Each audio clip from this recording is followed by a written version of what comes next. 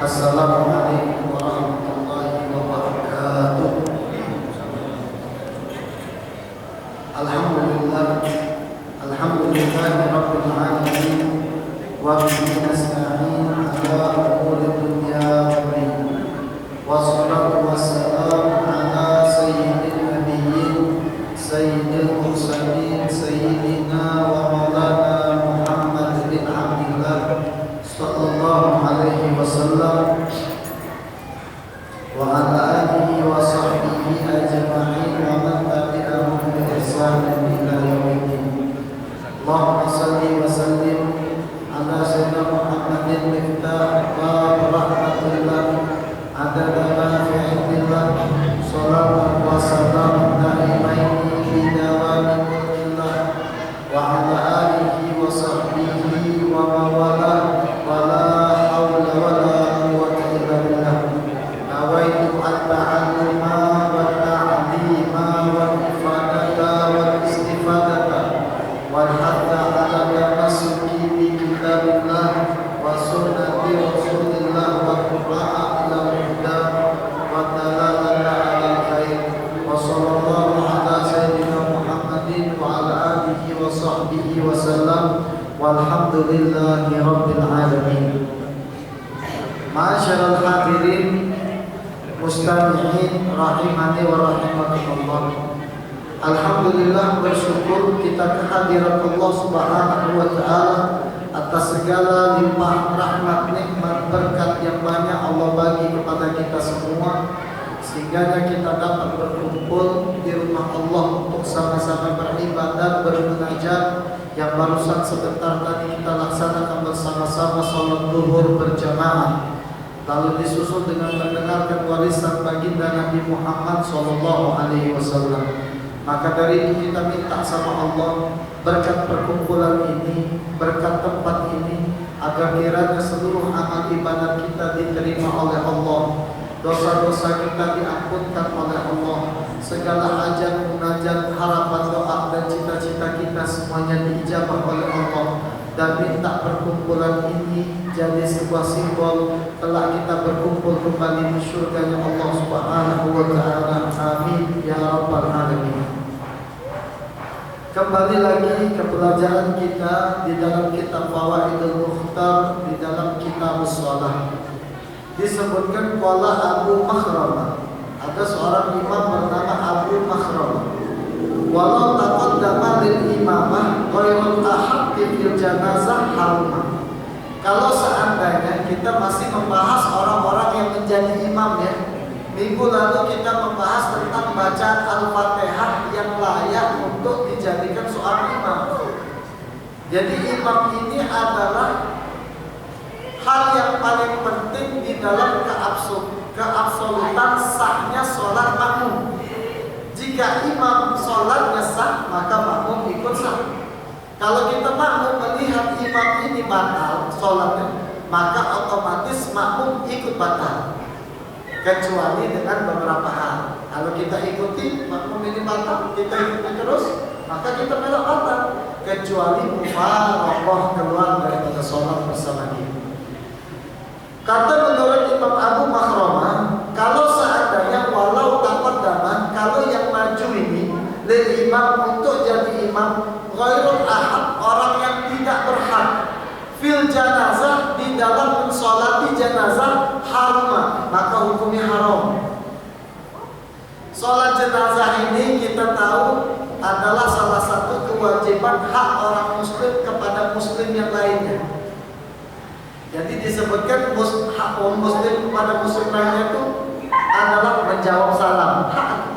Makanya hukum menjawab salam itu wajib. Terus apalagi kalau ada yang meninggal, tajhizul janazah, menyiapkan tentang kejenazahan ini. Apa itu? Memandikannya, mengkafaninya, menyolatinya, lalu menguburkannya. Ini hak muslim yang harus didapatkan dari muslim yang lain ketika dia meninggal. Nah, ketika yang jadi imam untuk jenazah ini bukan orang yang berhak, maka hukum sholat dia ini jadi haram. Nah, ulama memperjelas siapa orang yang berhak untuk jadi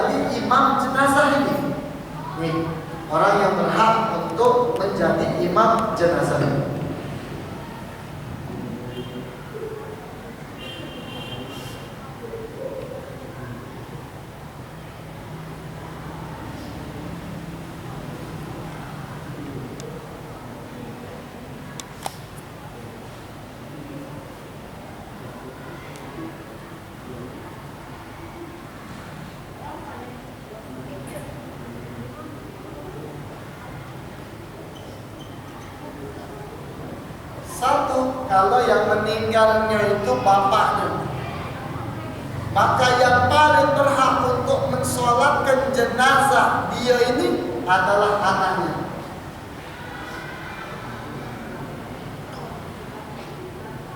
Berhak anaknya, lebih berhak daripada orang lain.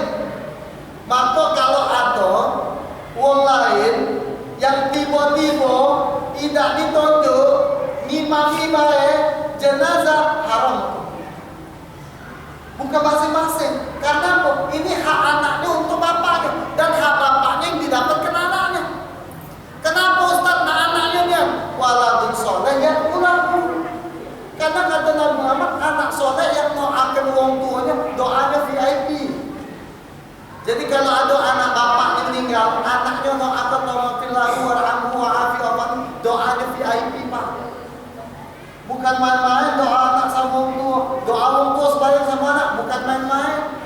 Makanya kita harus tahu anak kita ni doakan kita apa tidak. Apa cuma sibuk main ML anak kita? Main ML pintar, doa orang dah baca, minta duit kuota paling pintar, sholat tak pernah. Apalagi main online sekarang ni, main selot, la ilaha illallah sekarang ini ya.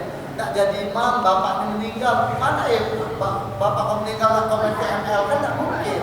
Maka sekarang belajar sholat jenazah. Ini anak kita balik ke rumah Pak Tani, baca tak sholat jenazah? Baca tak dia itu doa untuk orang tuanya? Doa dia habis sholatnya. Apa habis sholat Tuhan dia buka HP? Main game malah. Ya Allah, nak masuk surga kenanya. Tak ada masuk surga itu nak dek mampar dulu kita tak ada.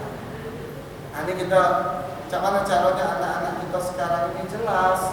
Ke masjid dia tak ada buka handphone, tak ada main HP, tak ada main slot. Macam mana caranya anak kita? Dia menghormati rumah Allah.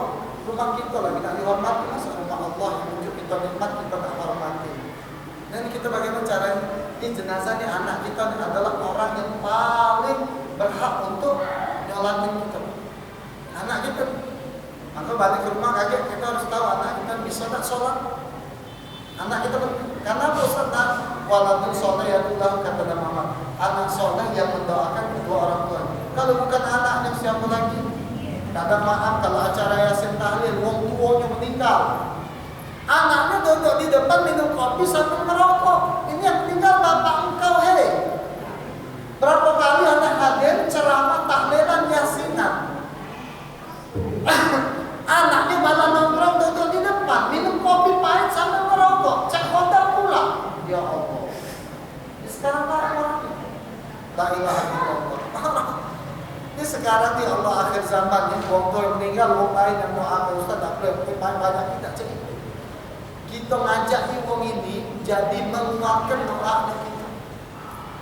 Maka kita kalau ada acara haul untuk orang tua, yasin tahlil untuk orang tua kita, untuk orang tua kita, apa yang kita kawinkan?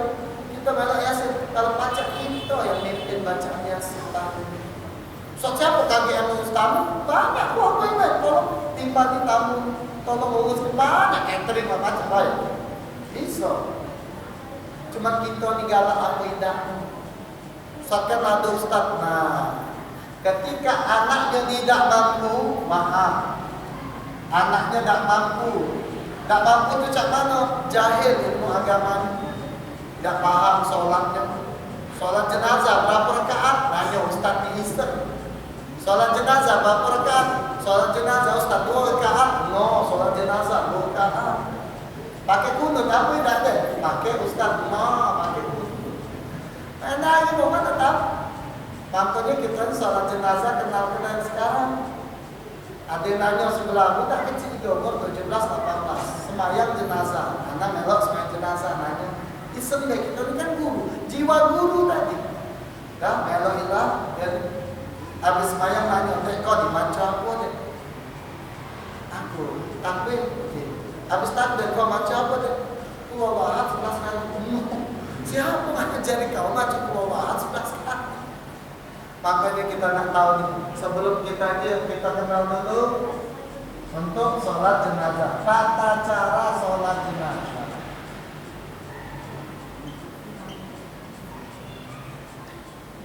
Sholat mayit ya.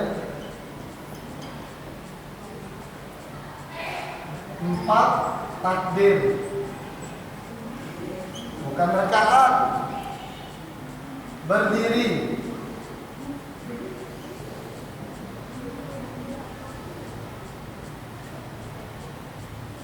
niat, takbir. Takbir bersamaan dengan niat.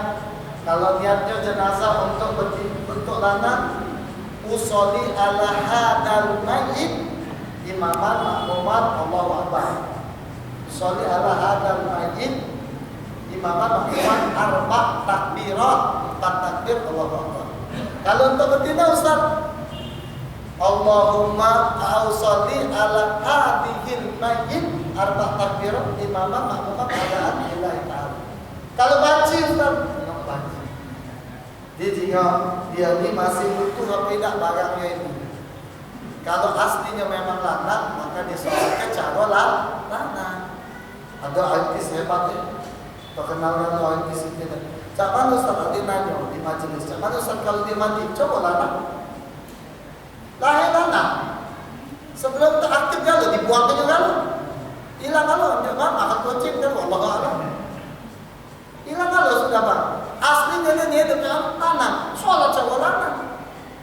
Om betina Ustaz, tadi potong juga Ustaz, ini dado juga hebat orang besar. Ada betina, jadi dado ada hati lagi, operasi hilang itu hebat, mengencing, buka baju dia, haram kita juga. Ngapa? Bukan aurat itu. Mana bang? Ada sikap banci, masang ini. Maaf ya, karena ngomong kotor, masang ini besar, kita mengganti, cengket. Tidak dosa, Lana, bukan aurat kita. Cuma hati-hati, kalau kamu jatuh ke sepatu. Dia tahu Tapi dosa lah, tak dosa. Kenapa lana? Kita enggak lana, maaf ya, enggak. Nah, tidak dosa, bukan auratnya. Benar, bukan auratnya. Dia ada umat. Cuma hati-hati, pala jatuh pakai sepatu. Kalau betina tadi, larato, lacalana, hebat. Tiba-tiba dia buka baju di jalan situ cuma celana berdosa. Ngapa aslinya betina dia? Setelah tidak nafsu lagi, bukan masalah nafsu lagi, aurat. Aku tak nafsu lagi, saya atau yang ucap batu-bata, bandar rumah, bukan itu. Maksudnya aurat syariat yang tidak boleh. Dia solih adalah ada main takbir. Takbir pertama ini setelahnya baca Fatihah. Sampai pada mata di ahli waladhan. Ustaz baca surat tak Ustaz? Tak perlu. Tak kata di dalam riwayat warid yang mana tidak disunahkan di dalam solat jenazah pakai surat. Ustaz aku ini biar rusak paham jenazah ni. Aku nak baca surat Al-Baqarah. Lama mayat tinggi. Kamu bangun lagi. Jadi latih aku nak kubur belum. Ini orang tak ada. Makanya tidak disunahkan baca surat. Habis Fatihah takbir lagi, Allahu Akbar. Baca apa? Sholawat. Apa Ustaz baca? Allahumma sholli ala Sayyidina Muhammad wa ala ali Sayyidina Muhammad paling sedikit. Sempurnanya Ustaz, kama shollaita ala Sayyidina Ibrahim wa ala ali Sayyidina Ibrahim wa barik ala Sayyidina Muhammad wa ala Sayyidina kama barakta ala Sayyidina Ibrahim fil alamin innaka Hamidul Majid. Takbir. Sudah takbir sholawat, takbir lagi. Isinya apa Ustaz? Doa sama mayit. Allahumma fir lahu warhamhu wa'afihi wa'fu anhu. Apa artinya Ustaz? Ya Allah ampunkan dosanya, maafkanlah, tenangkanlah, wa'fu anhu, maafkanlah. Nah itu artinya.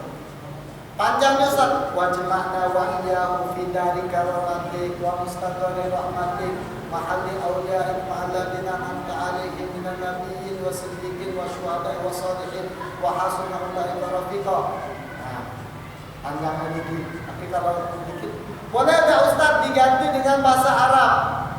Kata para ulama, kalau dia jahil, belum belajar, boleh diganti dengan bahasa Indonesia. Kalau jahil, pada tak baca apa Allahumma billahu warhamhu wa'afi wa'fu anhu, tak mungkin punya dikit doa. Barang 10 menit apal doa. Enggak usah cagotan dan kalau masuk Islam dia sudah pakai bahasa Indonesia, tapi jangan diucapkan jawaan kita. Maaf kalau dosanya ampun kelana. Nah, yang penting mendoakan. Selesai ngomong takbir lagi coy. Takbir. Takbir yang ini adalah isinya salam. Tetapi sebelum salam Nabi Muhammad meriwayatkan doa, Allahumma la tahrimna ajrahu wa la taftinna ba'dahu waghfir lana wa lahu wakrim nuzulahu wa wassi' madkhalahu waj'al qabrahu min waj'al qabrahu rawdatan min riyadil jannah. Ini doa. Baru mengucapkan salam, assalamualaikum warahmatullahi wabarakatuh.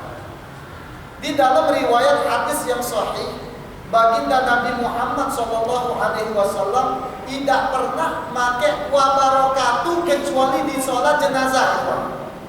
Ini riwayat hadis yang sahih. Tidak pernah diucapkan sholat. Ustaz, kalau sholat biasa dibaca wabarakatuh, Ustaz, boleh baik. Tetapi bukan afdalnya. Yang afdalnya mana? Di sholat jenazah. Assalamualaikum warahmatullahi wabarakatuh. Assalamualaikum warahmatullahi wabarakatuh. Di sholat jenazah. Ingat itu. Nabi Muhammad hanya memakai wabarakatuh ketika di sholat jenazah. Habis itu ngapain lagi Ustaz? Yang lainnya sunnah, tak wajib. Isyadu anna min alil ghair, sudah sunnah. Doa ketiga, Fatihah itu sunnah. Sisanya bawa dia untuk dikuburkan. Pengenlah ngajari aku mandi ke mayat, tapi bingung siapa nak jadi mayat ini bilang. Hah? Patah. Waktu susah mandi ke mayat, ngapain pengen? Dulu kami waktu belajar di Yaman dulu langsung mandi ke mayat, langsung mandi ke mayat, praktek. Bukan mayat-mayatan, bukan apa namanya, manekin, bukan manekin. Yang patung yang kalau ada toko-toko itu bukan ini, tidak mandi pak, mandi kawan saya itu mayat ya, mayat. Ya Allah, mau ngejemput yo, kita aja dulu lah, kamu bukan sini, mayat ya. Cak mana melong ini, cak mana negak ini, cak mana mungkin, itu kan cara pengen Ustaz anak buka kursus mandi ke mayat, cuma bingung siapa ini mayat. Bolehlah kami lain kali buka kursus mandi ke mayat, ngapani sama sholat jenazah sekalian nguburkan. Nah, kadang-kadang orang tak paham cara nguburkan, tak paham aja orang tak paham. Pernah suatu kali ada nemu yang tak paham buat kuburan. Capan tulisan salah kiblat. Ya Allah, salah kiblat. Kuburan kalau kita ngawet kuburan meter setengah sini. Sini, terus melok ibadah dia kalau pakai ini lebaran, benar? Kalau lebar badannya 175, berarti buat 2 meter lebih. Selalu di sini yang arah kiblat ini yang kita mau dikit ini. Nah, keruk dikit bagian sini nih, dikeruk dikit, jenazah tuh masuk ke dalam situ, cium ke jenazah ke arah kiblat daerah situ. Nah ini karena sudah jarang mengawet. Kecuali kalau tanahnya bebanyu ikhwan. Tanahnya kan bebanyu repot, kita tanahnya bebanyu memang. Macam di Nago Swidak itu ada beberapa bagian tanahnya bebanyu. Apalagi musim hujan, tanah abang itu banyu becek minta ampun gitu. Kecuali kalau sekarang lagi musim panas ini tanahnya keras. Makanya pakai kotak. Nah ketika pakai kotak, itu tanah harus di dinding itu harus ada. Kenapa? Harus dicuri tanah. Kenapa gitu? Ada gitu. Ustaz kalau pocong itu tak dibuka tali yang ngantuk apa dia? Ada hubungannya. Ada hubungannya. Apa Ustaz dibuka pocong itu Ustaz talinya? Kenapa? Biar baca bangun aku. Biar kiamat baca lompat simpah ya. Itu bukan sunnah ya. Biar menenangkan keadaannya di dalam kuburannya. Nah ini sholat jenazah. Ini kuburan kadang tak ngerti kuburan cak mana maaf. Maka kadang-kadang yang nuruti jenazahnya ini bukan orang yang berhak, bukan imam yang berhak. Nuruti jenazah orang berhak. Kalian meninggal di Medina, yang megang jenazah bawa itu tidak boleh kecuali mahramnya. Kalau maknya meninggal, anaknya turun, lakinya benar, adiknya, bapaknya, siapa yang tidak batal wudhunya. Kadang-kadang tukang gali kuburan itu mereka turun jenazah bininya nih. Ya Allah. Suatu kali Syarifah Fatimah itu ada orang ditanya, nangis. Nangis, ada kawat jenazah nangis. Ditanya, apa yukiki? Apa yang buat nangis? Aku takut. Kakek kalau aku mati, Syarifah Fatimah. Kalau aku mati, kakek aurat aku mana? Dia takut mati, dia takut aurat mati. Maka sebab Syarifah Fatimah inilah dibuat keranda. Disitulah awal pertama kali ada keranda. Dulu zaman lama ada keranda. Syarifah Fatimah itu yang ada keranda. Kenapa nutupi jenazah supaya tidak apa? Tersentuh sampai yang awak. Kita orang awak jenazahnya kita sentuh, terpegang, apa itu nada. Makanya adalah keranda, tabut. Dari situlah bercerita. Makanya kita ini jangan bebas-basi untuk nyatikan wong imam jenazah kita yang meninggal. Ingat, kita buat wasiat kaki yang menyayang kaki jenazah, kau inilah anak, kau yang paham agamanya.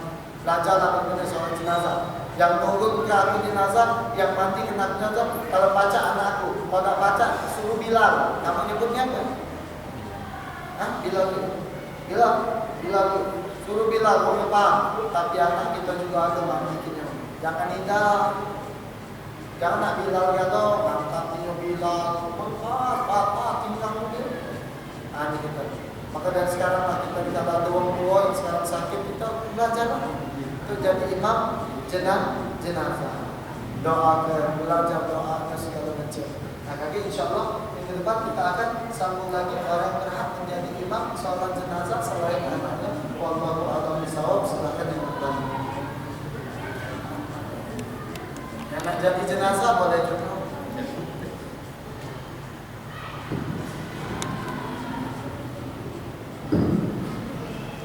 Bapak-bapak yang bertanya,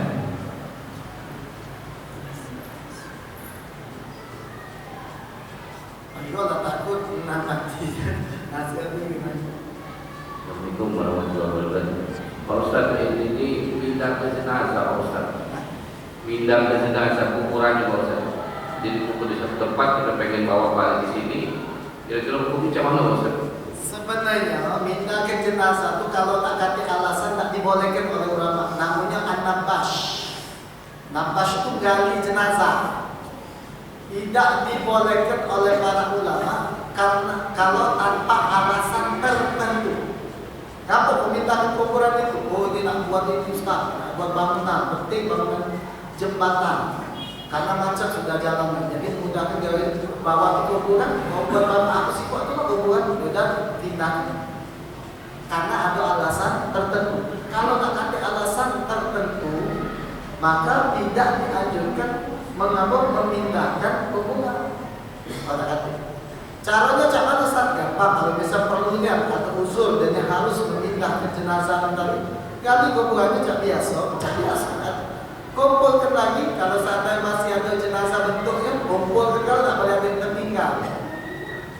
Jari sikok kan ada tertinggal. Tulang-tulangnya kan satu kumpulkan tulang sama kafan tadi, kumpul jadi sikok, kumpulkan lagi tulang cawan. Dimandikan lagi tak perlu, kan dia sudah selesai. Minta kepada tidak jadi masalah. Cuman harus ada apa? Ada hajat, ada uzur. Sisanya tidak dianjurkan oleh para ulama. Ada lagi tak? Assalamualaikum Ustaz. Mau tanya Ustaz, ini sering terjadi kuburan yang telah lama tidak diurus lagi oleh keluarganya, sudah hilang, ditimpan dengan kuburan baru. Ini banyak kajian kenyataannya, maka itu kuburan sudah lama timpa itu gimana Ustaz? Tak apa-apa. Sebenarnya ini tak apa-apa kubur ke banyak ulang lagi. Cuma agak dalam lagi kuburan bisa.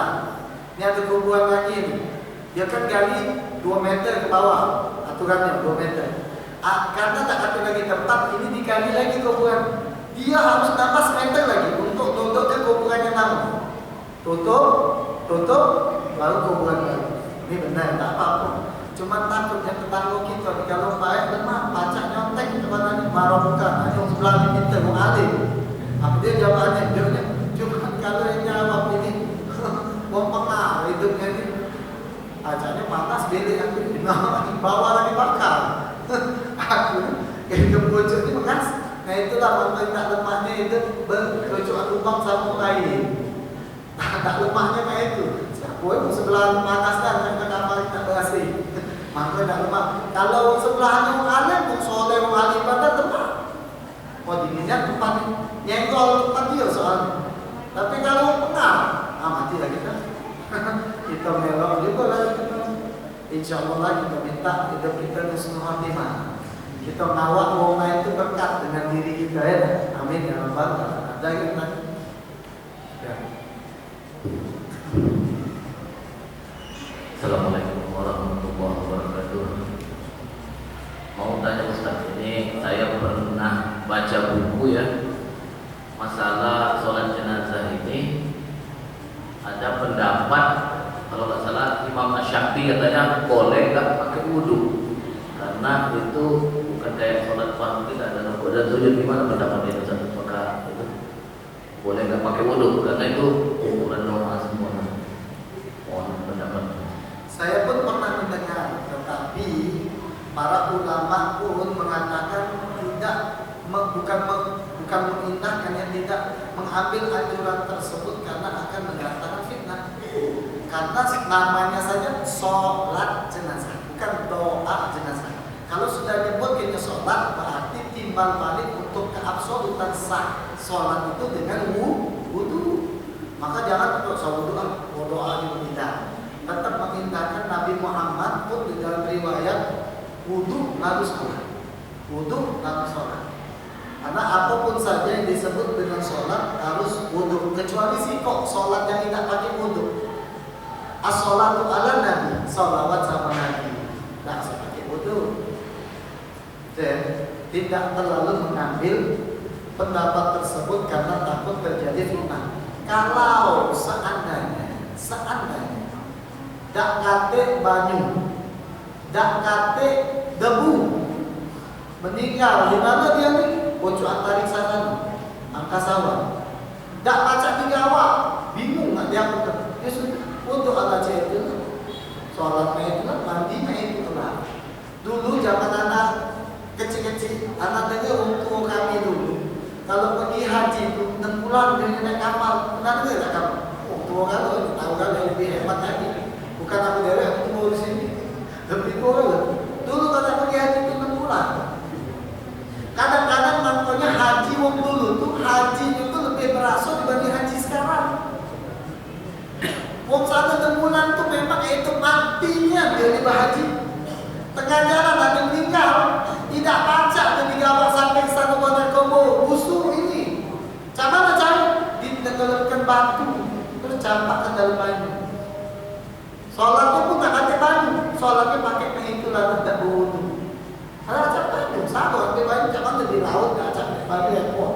Misal banyak itu banyu, susah. Memang keadaannya susah, baru dibenarkan sholatnya tidak pakai wudu.